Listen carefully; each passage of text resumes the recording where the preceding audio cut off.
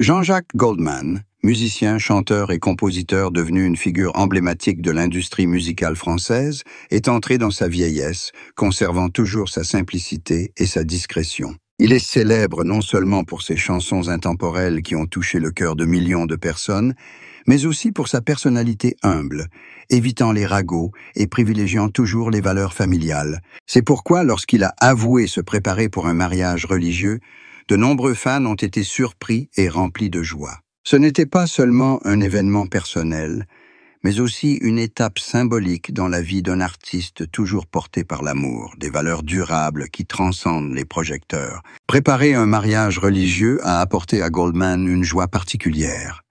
Toute sa vie a été marquée par le silence, une musique profonde et un style de vie loin des rituels fastueux habituellement associés aux artistes. Mais cette fois, au moment de célébrer officiellement son mariage, selon les rites religieux, il semblait extrêmement excité, tel un jeune homme découvrant l'amour sacré pour la première fois. Sa compagne actuelle est à ses côtés depuis de nombreuses années, partageant les hauts et les bas, comprenant les bons comme les mauvais côtés de sa vie. Ce mariage n'est pas le début d'une histoire d'amour, mais une affirmation, une promesse éternelle qu'ils traverseront le reste de leur chemin ensemble. Jean-Jacques Goldman avait déjà été marié, et après cela, il lui a fallu de nombreuses années pour trouver la paix avec la deuxième femme de sa vie. Ce mariage n'est pas né d'un coup de tête ou d'une extravagance, mais de la compréhension, de longues journées de complicité. Homme réservé, il dévoile rarement sa vie privée, mais à travers ses quelques confidences, on sent que la femme à ses côtés est devenue un soutien indéfectible, l'aidant à surmonter les moments les plus difficiles de sa vie et de sa carrière. C'est pourquoi organiser un mariage à l'église est un cadeau précieux pour elle, un hommage à l'amour qu'ils ont travaillé dur à cultiver. Lors des préparatifs du mariage, Goldman a fait preuve d'une ardeur rare que le public lui reconnaît rarement.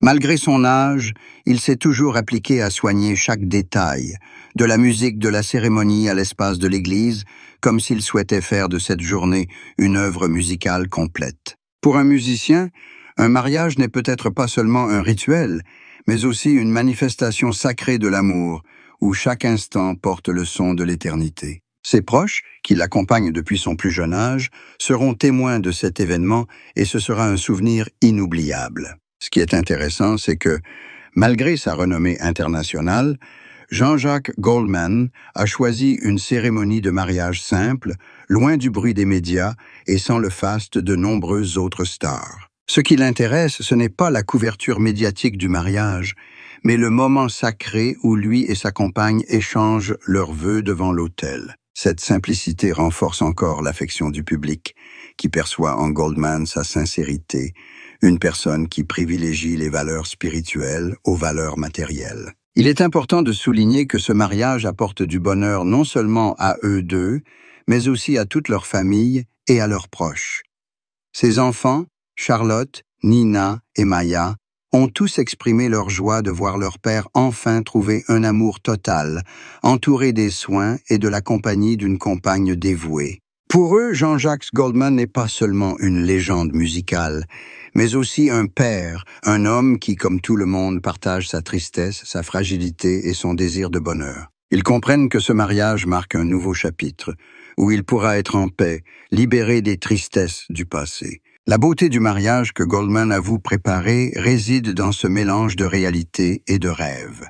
Ce n'est pas le rêve de jeunesse, où l'amour est souvent impulsif et fragile, mais le rêve de l'âge adulte, où l'amour est mis à l'épreuve, forgé au fil des ans pour devenir constant et durable. Il n'est plus le jeune homme assis dans une petite pièce lyonnaise à composer de la musique, mais au fond de lui, il conserve la pureté face à l'amour. C'est pourquoi il se sent excité lors des préparatifs, car il comprend que c'est un cadeau que la vie lui a offert après tant d'épreuves. Le public français et ses admirateurs du monde entier ont vu dans ce mariage la confirmation que le bonheur est toujours possible, quel que soit l'âge. Jean-Jacques Goldman, qui écrivait des chansons sur l'amour, la séparation, la tristesse et l'espoir, a enfin pu écrire sa propre chanson personnelle, intitulée « Un mariage parfait ».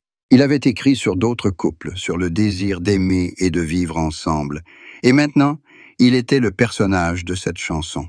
Pour Goldman, le bonheur ne réside plus dans les grandes tournées, les tribunes avec des dizaines de milliers de personnes, mais dans le silence avec sa femme, un mariage simple mais sacré à l'église, sous les yeux de sa famille et de Dieu.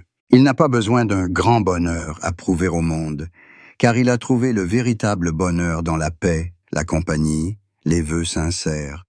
Et c'est pourquoi ce mariage est devenu l'un des plus beaux moments de la vie de Jean-Jacques Goldman. Au final, il a vécu un mariage magnifique, non seulement grâce à la cérémonie solennelle à l'église, mais aussi grâce à sa signification profonde, la plénitude d'un chemin d'amour, l'affirmation qu'après tout, le bonheur peut encore exister. Et comme il le chantait lui-même, l'amour existe encore, l'amour existe encore, et il continuera d'exister lorsque lui et sa compagne marcheront ensemble jusqu'au bout du chemin.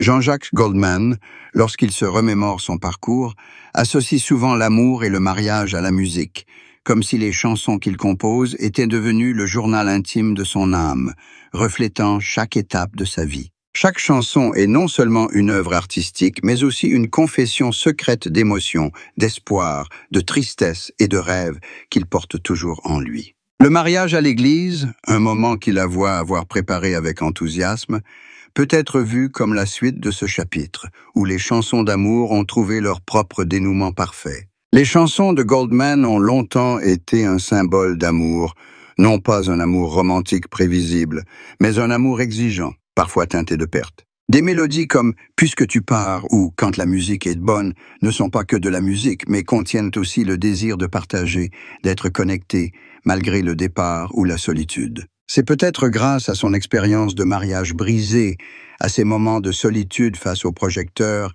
que Goldman a pu écrire des chansons d'amour aussi poignantes. Maintenant qu'il a enfin trouvé un lieu où se reposer, ses chansons prennent soudain un sens nouveau.